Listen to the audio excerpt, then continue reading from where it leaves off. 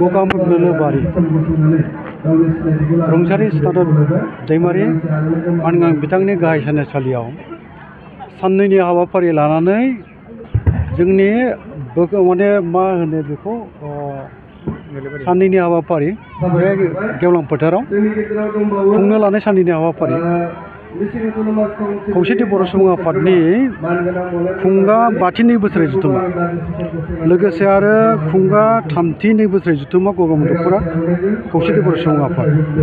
आरो दंबावो जोंहा खुंगा 17 बोसोर जुथुमा गगामुख दख'रा दुलाराय बर' आइजो अनसाय आफाद बे मोनथाम आफादनि जुथाय खुंनो लानाय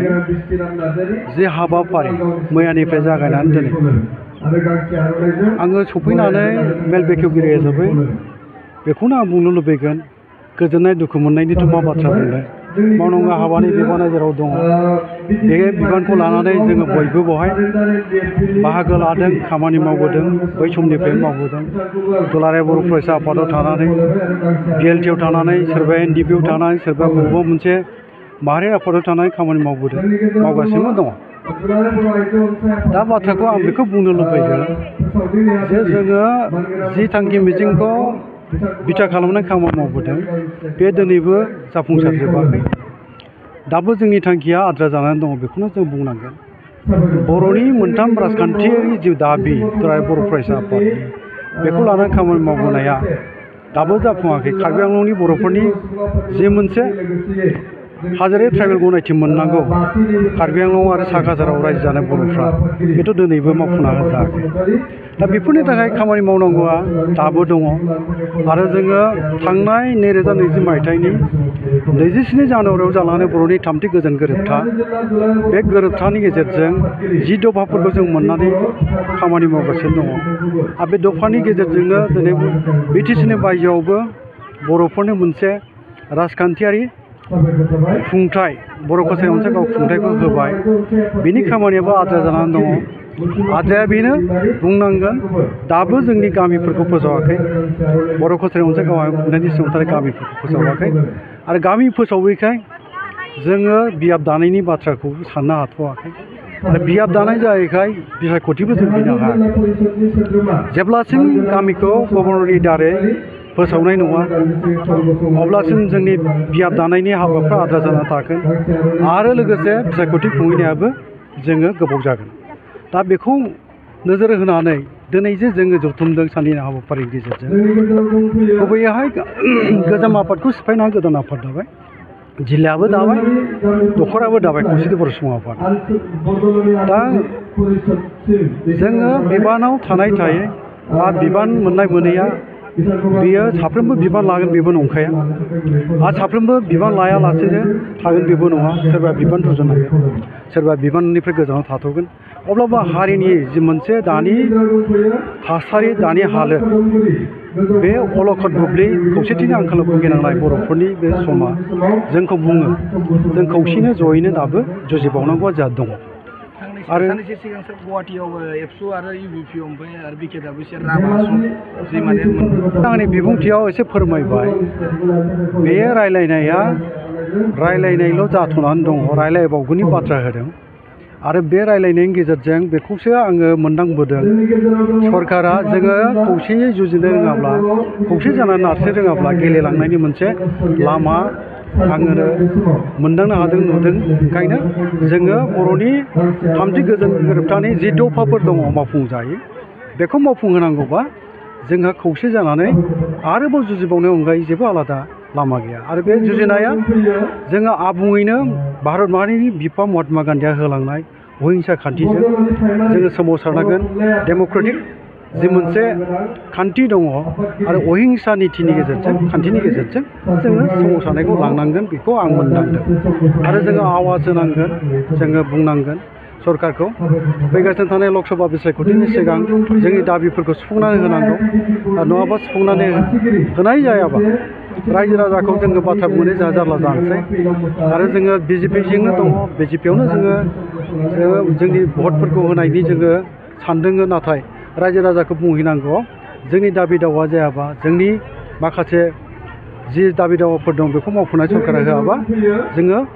बावहाय रायजो राजाखौ बुंनानै BJP नो भट होनांगौफ्रा जोंहा एसे जेंना जे फैदों बेखौ जोङो बुंनो हायो। ओंखायनो जोंनि रायलायनाया राभा हासं आरो जोंनि बर' भाषा मोनसे गावारि खुंथाय आरो सरकारजों जि रायलायनाय बे रायलायनाया रायलायबावगोन होननानै बुंनानै दोनदों। बेखौ जोंनि आसामनि ट्राइबेल एफेयार्सनि मन्थ्रि मानगोनां बिथां डक्टर अनस पेगुआ माब्ला लिङो बेखौ जों नेनानै दङ आरो जेब्ला रायलायगोन जों बेखौनो बुंगोन थाबैनो जोंनि काउन्सिलनि जि मोनसे खुंथायनि जि मोनसे गामि फोसावनायनि हाबा बियाब दानायनि हाबा बेखौ थाबै मावफुंनांगौ आरो जोंनो राङारि अनसुंथाया जोङो जेराव मोजोमसे हरनाय जायो बेखौ बारायनानै होनांगौ। बेफोर बाथ्रा बर' रावनि थाखाय फोरोंगिरि मोननांगौनि बाथ्रा बर' बिजोङाव हारसा फोरोंगिरि हाबफैनाय बाथ्रा बेफोरखौ जोंनो रोखा खालामना होनांगौ आरो जोंनि फैगासिनो थानाय समावहाय जि मोनसे बर' बिजोंनि जेंनाफोर दङ जेसेबां जेंनाफोर दङ बेखौ फोजोबस्रांनो थाखाय सेपारेट डाइरेक्टरि बर्ड जेखौ माबानांगौनो जोंनो खुलिना होदों नाथाय बेखौ दाबो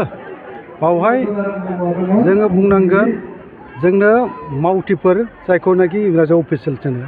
बेखौ जोंनो होआखै रां होआखै। ओंखायनो जोंनि बर'नि सेपारेट डाइरेक्टरि बर्ड जायखौ बुंनाय जादों बड' आरो आदार ट्राइबेल लेंगुवेजेस होननानै बेनि खामानिया जेबो गोजोनथाव जायाखै बेखौ मावफुंना होनांगौ बेखौ जों बुंनांगौ। आरो मोनसे जाहैबाय बर'फोरा जोङो गोग्गानो हागौ जे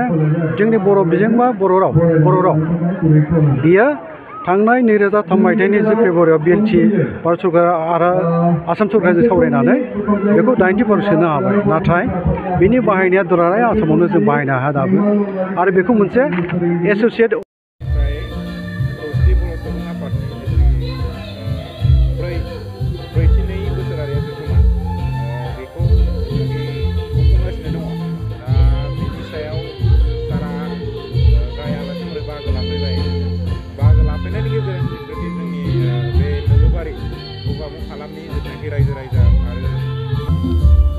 दिनै जिहेतु खौसेथि बर' सुबुं आफाद धेमाजि जिल्लानि 5थि नैबोसोरारि जथुम्मा आरो गगामुग दख'रानि 3थि नैबोसोरारि जथुम्मा आरो बेजों लोगोसे 7थि नैबोसोरारि जथुम्मा दुलाराय आइजो अनसाय आफाद गगामुग दख'रानि बेयाव बे दिनैनि गेवलां मेलाव आंखौ गाहाय आलासि महरै लिंहरनायखाय गिबियावनो नोंथांमोननि मोनफ्रोमबो चेनेलनिफ्राय आंनि गोसो गोरबोनि हामलायनायखौ बिथांमोननिसिम बावबाय। जिहेतु खौसेथि बर' सुबुं आफादा दिनै आसामनि गं 22 जिल्लानि बिथोराव बिनि जिथु बिथा बे धेमाजि जिल्लायावनो गोख्रोंसिन नालाय दा मैयानि मेलाव जिहेतु गोदान मोनसे आफाद दाबाय गोजाम आफादखौ सिफायनानै गोदानै दाबाय मोनफ्रोमबो आफादानो बे गोदान जायब्ला बिबानगिरिफोर आं बिथांमोनखौ गोरबोनिफ्रायनो सिबिनाय लानानै जिहेतु बर' माहारियारि बाद आरो बर' जौगाथायनि थाखाय आं खामानि मावनो थाखाय बिथांमोनखौ खावलायदों। जिनाखि थांनाय 15 खालार खालि जिनाखि बिटिआरनि बायजो धेमाजि जिल्ला कार्बि आंलंनिफ्राय लानानै धेमाजि जिल्लानि गंब्रै बड'लेण्ड ट्रेन्सपर्ट बास हगारहरनायनि बिटिआर सरकारनि बिनि सायाव मा फोरमायगोन? जिहेतु बिटिआर सरकारनिफ्राय जिहेतु बड'लेण्ड जिथु ट्रेन्सपर्ट बेखौ जोंनि धेमाजि जिल्लासिमबो सौफैहोनायखाय आङो खौसेथि बर' सुबुं आफादनि जानानै बिटिआर सरकारनिसिम गिबियावनो आं साबायखरखौ बावबाय। जिहेतु हान्था मेलाया जिहेतु जौगाथाय जाबाय लामा सामायाबो मोजां जाबाय जाहाथे जोंनि बिटिआरनिफ्राय आरो जोंनि धेमाजियाव जिहेतु खोब बर' दङ बिटिआराव थांलाय फैलायनि थाखाय बे मोनसे सहज उपाय जाबाय होननानै आं बिथांमोनखौ गोजोननाय बावहरबाय।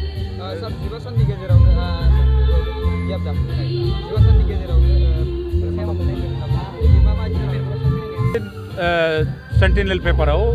15 साननि गेजेराव बियाब दागोन होनना बुंनाया बे बाथ्राया एसे लिरनाया एसे गोरोन्थि जादों। थारमाने दाख्लै जिहेतु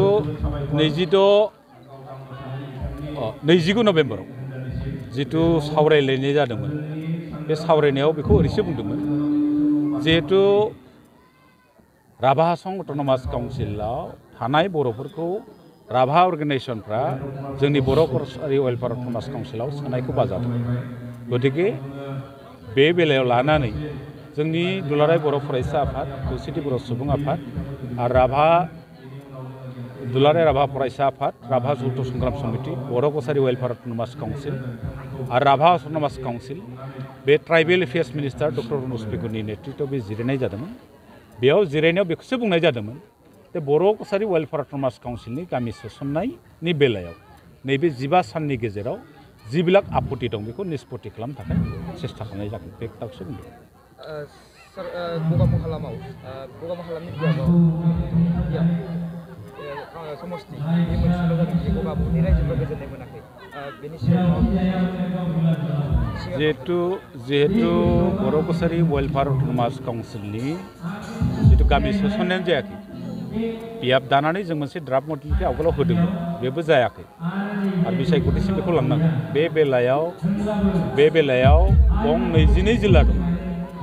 गं 22 जिल्लायाव बे 32था समस्तिखौ राननाया खोब गोब्राब जादों आरो बे बेलायाव दाख्लै 12 सेप्तेम्बराव मानगोनां चिफ मिनिस्टारजों रायलायनायाव मोनसे बाथ्राया रोखा जादों। थारमाने जोंनि जितु गामि सोसननाया पेज वाइसआव जागोन बिथाङा बुंनाय मथे आपत्ति गैयै गामिफोरखौ बर' कसारि वेलफेयार अट'नमास काउन्सिलाव सोसनग्रोगोन बिनि उनावसो बियाब दागोन। आरो मोनसे बाथ्रा बुंबावदों चिफ मिनिस्टारा बराक भेलिनि जितु ब्लु रियां बेखौ दोनथ'नायनि बाथ्रा बुंदों, गारनायनि बाथ्रा बुङाखै, दोनथ'नायनि बाथ्रा बुंदों। दा बेफोरखौ लानानै जों रिडिमिलिसन जायोब्ला आरो जोंनि जितु मडेलिटि बिनि मथेबा 50टा समस्तिजों बिजों बे समस्तिफोरखौ उनाव मोनसे जेनेरेल काउन्सिलाव बेखौ सिद्धान्त लाना बारायहोनो हायो। दा गगामुग दख'रा हिसाबै नङा, धेमाजि आरो गगामुग मोनसेल' समस्ति जाना दङ। जिहेतु बेयाव गोबां बर'फोर दङ बेखौ नायनानै बे गगामुगल' नङा गगामुगजों लोगोसे गुबुन गुबुन ओनसोलावबो बियाबफोरखौ नांबावगौ जादों। दा बेफोरखौ जों खौसेथि बर' सुबुं आफाद, दुलाराय बर' फरायसा आफाद आरो बर' कसारि वेलफेयार अट'नमास काउन्सिल जयै सावरायलायनानै जों बेफोरखौ बोरैहाय गोरोबहोनो हायो बेनि थाखाय नाजानाया जोंना दंबाय थायो। दा जेब्लानो जाथ'वाखै बेखौ गावजों गाव खुद्रिलायनानै बेखौ इस्यु बानायथ'लायनाया बे गेदेर बाथ्रा नङा। माखासे काउन्सिलखौ जों बोरैहाय गामिफोरखौ बोरै सोसनना लानो हागोन बेनि थाखायसो खामानि मावनो थाखाय आवगायबोनांगौ आं जिथुनाखि जोंनि धेमाजि जिल्ला बा गगामुग ओनसोला जा आन्दाराव दा गोग्लैना सोलिगासिनो बिनि गेजेराव जों एमएसिआव दङ। एमएसिनिफ्राय जिथुनाखि ओंखारनाय बेखौ जोङो एसे खौरां मोनबाय थादों बिनि सायाव माबायदि जानानै दं?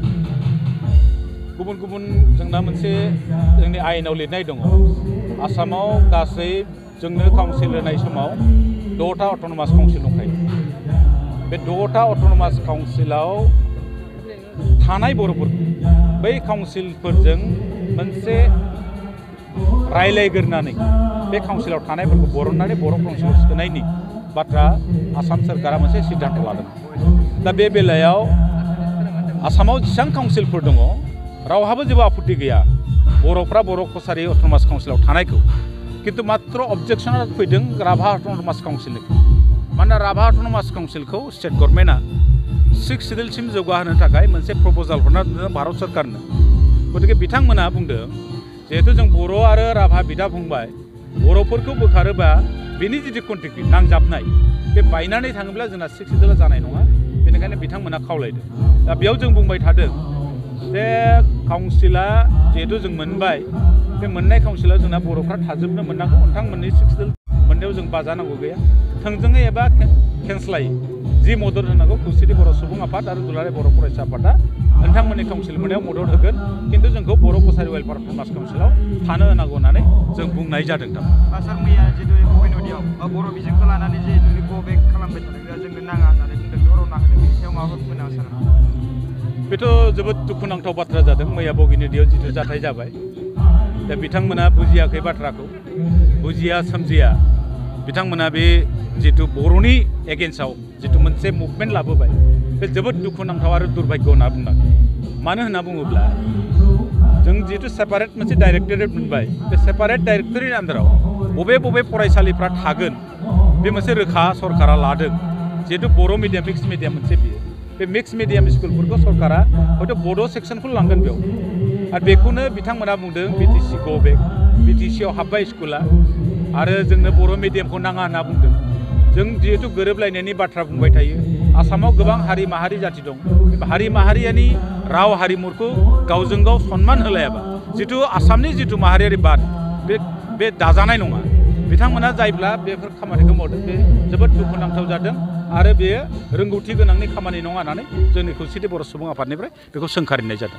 आंनिफ्राय मोनसे जोबथा सोंथि सार जिथुनाखि गोदान आफाद ओंखारनायाथ' मोनसे दुर्भाग्य होननांगोन।